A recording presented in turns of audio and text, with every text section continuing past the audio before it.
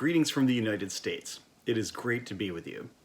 It has now been 8 months since my most recent and probably most memorable visit to India.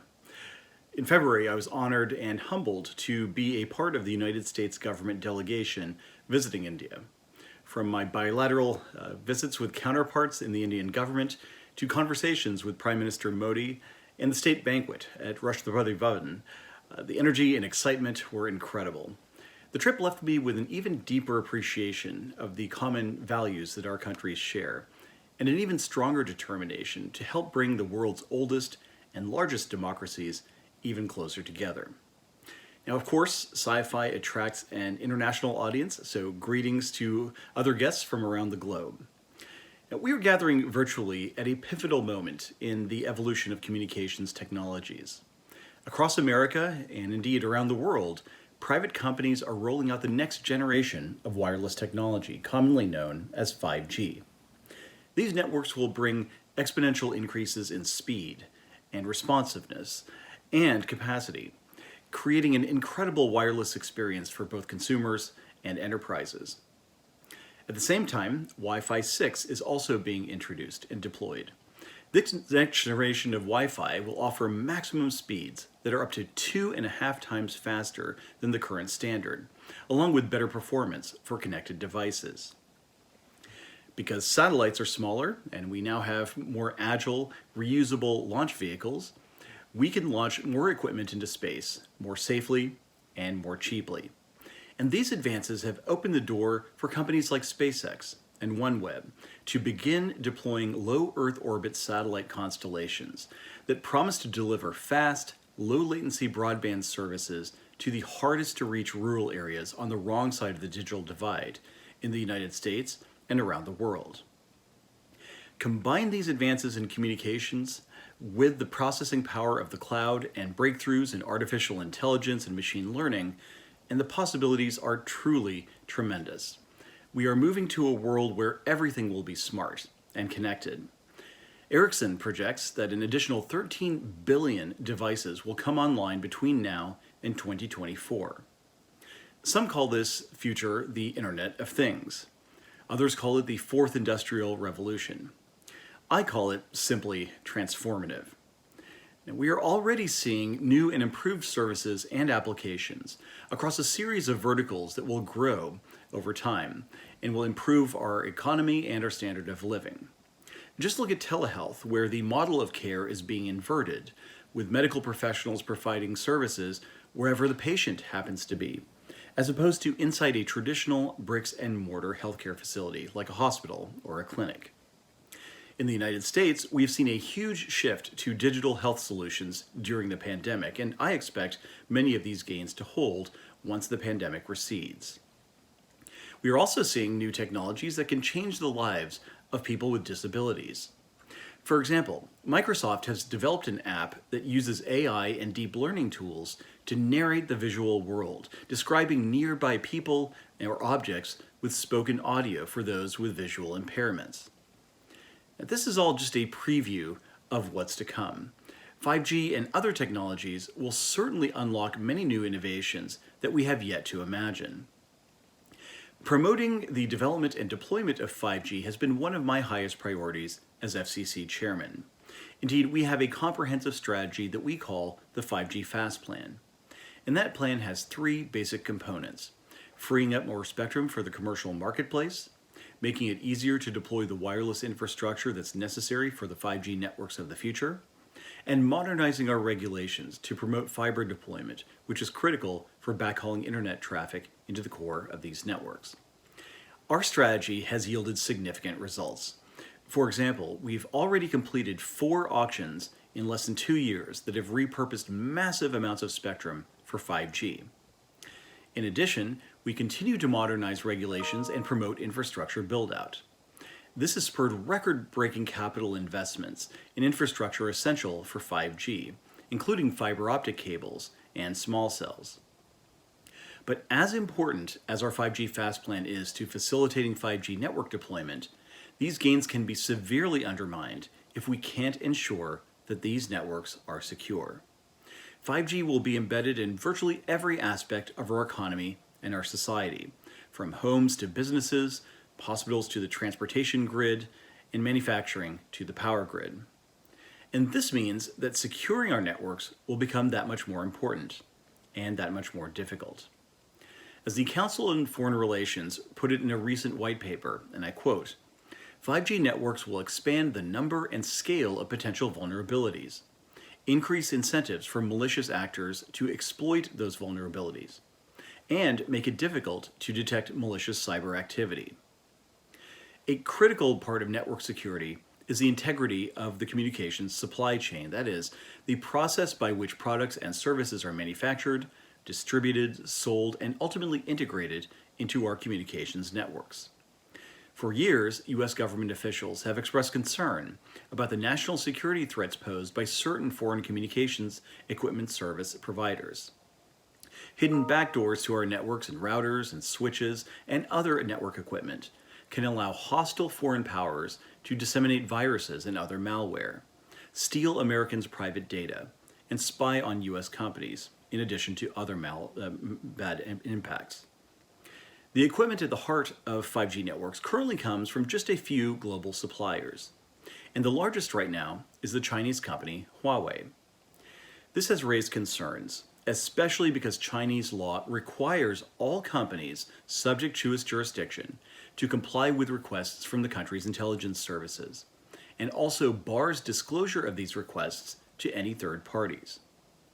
To counter this risk, the FCC has prohibited the use of money from our Universal Service Fund, or USF, to purchase or obtain any equipment or services produced or provided by companies that the Commission determines pose a national security threat to the integrity of the communications networks or the communications supply chain. And we specifically designated Huawei and ZTE as companies that pose such a threat. We also started a process to identify and catalog insecure equipment used in USF-funded communications networks so that we can work to implement a program to remove and replace it. We recently completed this review and released our findings publicly earlier this month. We determined that it could cost at least $1.6 billion to remove and replace Huawei and ZTE equipment in U.S. networks that could be eligible for reimbursement under current law. We are also working with the United States Congress to secure the necessary funding to do just that. In May of 2019, the FCC denied China Mobile's application to enter the U.S. market for national security reasons. Since this decision, we have issued orders to 4 other Chinese state-owned companies, China Telecom, China Unicom, Pacific Networks, and ComNet, that already hold such FCC authorizations. These orders require these companies to demonstrate why the FCC should not revoke and terminate their authorizations to operate in the United States based on similar national security concerns. I would note that our China Mobile action reflects the whole-of-government approach to 5G security. This decision was made after a lengthy executive branch review of the application and consultation with the U.S. intelligence community, which concluded that China Mobile posed substantial national security risks.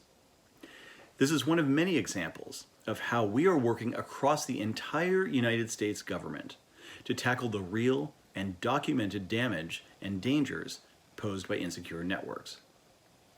And when I say whole of government, I'm also including the legislative branch. Earlier this year, our Congress passed and the President signed into law the Secure and Trusted Communications Networks Act.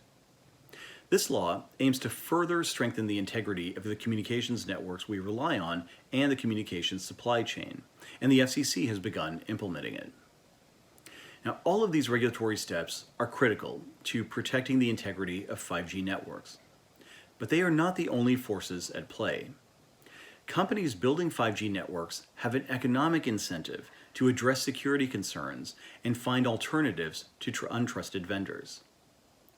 Now, many carriers building out 5G networks are recognizing that you get what you pay for, and that the long-term costs of using insecure equipment are likely to outweigh any short-term savings. Making the right choices early on in the planning of network architecture and deployment is much easier and ultimately much cheaper than trying to correct mistakes once network construction and operation is well underway. Now, unfortunately, the lack of vendor diversity in the global 5G equipment market can make it challenging for some carriers to find cost-effective alternatives. The good news is that technological innovation has provided a new path to address these concerns. Now, traditionally, of course, wireless networks relied on a closed architecture in which a single vendor supplied all of the components between the network edge and its core. But now, telecom companies have begun deploying and even developing open, interoperable, standards-based virtualized radio access networks.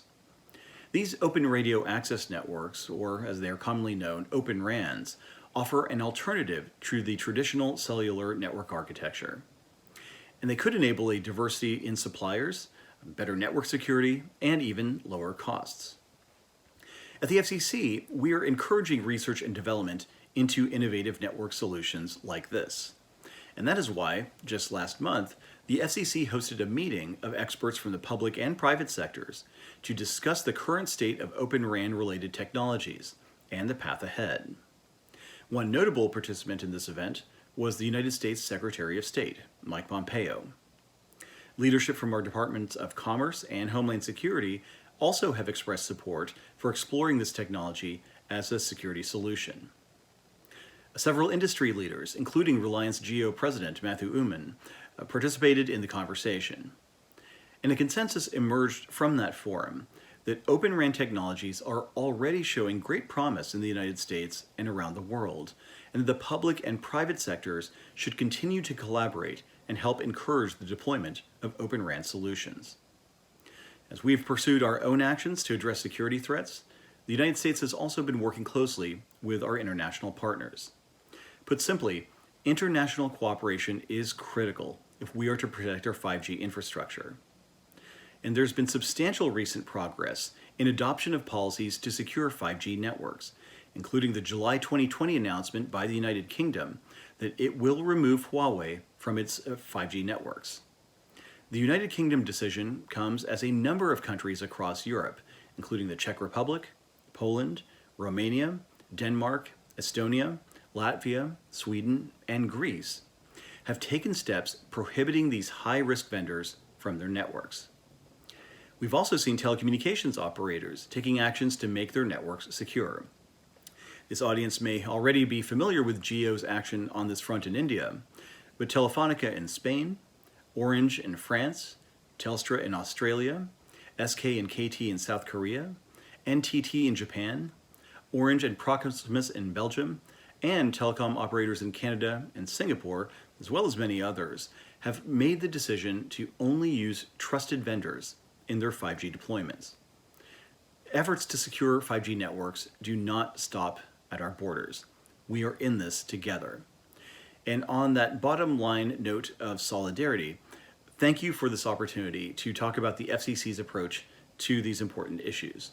The FCC and the entire United States government stands ready and willing to work with all of you to build a brighter digital future for citizens around the world. Thank you very much.